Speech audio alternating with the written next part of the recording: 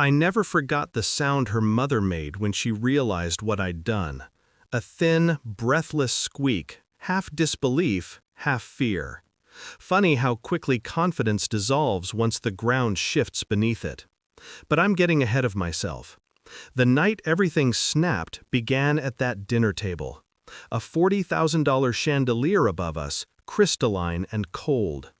Her father swirling a glass of wine older than my entire family lineage, and me smiling like a man too naive to detect contempt. I remember the exact moment the conversation turned.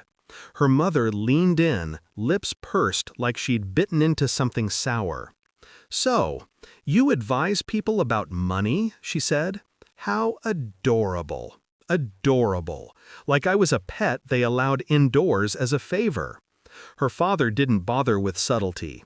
"Claire needs someone established, someone who comes from something. You seem pleasant, but she's destined for more." Claire said nothing, not a word in my defense, just lowered her gaze and let their words scrape across my skin. That silence hurt more than their insults. I used to believe Claire saw me, the real me. Back when we met, her laugh was messy, unguarded, and her kindness felt genuine.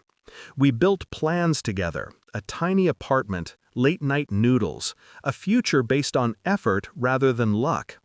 But that was before she reconnected with her parents, before their money became the third person in our relationship.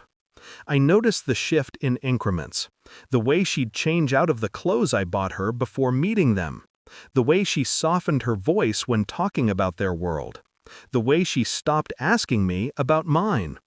The night I found proof, I didn't even feel anger, just clarity. Her phone lit up while she showered. One message visible on the lock screen: "He'll say yes to anything, just get him to sign. Once you're married, we handle the rest." From her father. The rest. I knew what that meant.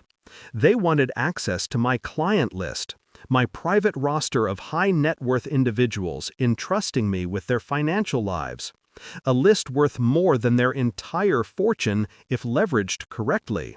The list I had never mentioned to them. And Claire, she was the bait. When she stepped out of the shower, smiling softly, I kissed her forehead and pretended nothing had changed. Because that's the moment I stopped being the victim. That's the moment I began planning. The beauty of powerful people is that they think everyone else is weak. All you have to do is nod at the right times, laugh at their jokes, and let them believe you're grateful to be allowed in their world. I played my role perfectly. The next few weeks were a performance of strategic invisibility. I let Claire think she was manipulating me. I let her parents discuss business opportunities as if I didn't understand half the terms. What they didn't know was that every conversation was recorded. Every email routed through a server they didn't know I owned. Every move cataloged. And while they were busy underestimating me, I was busy securing my clients, protecting their assets, tightening my network. My lawyers, quiet, sharp, and loyal, prepared everything.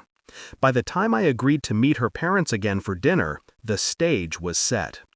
We were halfway through the meal when her father finally asked the question he'd been circling around for weeks. "So," he said, "about your client list." I interrupted him. Calm, steady, already taken care of. He blanked. "Meaning?" I slid a folder onto the table.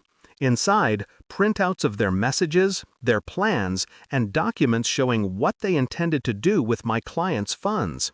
Documents that could easily be interpreted as conspiracy to commit financial fraud. Claire's face drained. Her mother's fork clattered. What is this?" her mother whispered. "Your exit," I said. "Mine, too." Her father tried to laugh, but his eyes flickered with something raw. "You wouldn't dare go public with this." "I already did." I tapped my phone. "Everything went to my legal team an hour ago. By tomorrow morning, your board will have it. And the authorities." The chandelier above us seemed to hum. Claire reached out in desperation. "Please, we can fix—" "No," I said softly. "You broke something you didn't understand." Her parents stood frozen as the realization sank in. They'd mocked the wrong man, used the wrong daughter, played the wrong game. I stood, took one last look at Claire.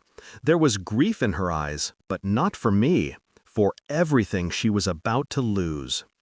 "The thing about people like you," I said, "is that you forget the quiet ones take notes." Then I left. I didn't celebrate, didn't gloat. I simply breathed. Justice isn't loud. It's the silence after the storm, when the ones who underestimated you finally hear the echo of their own downfall.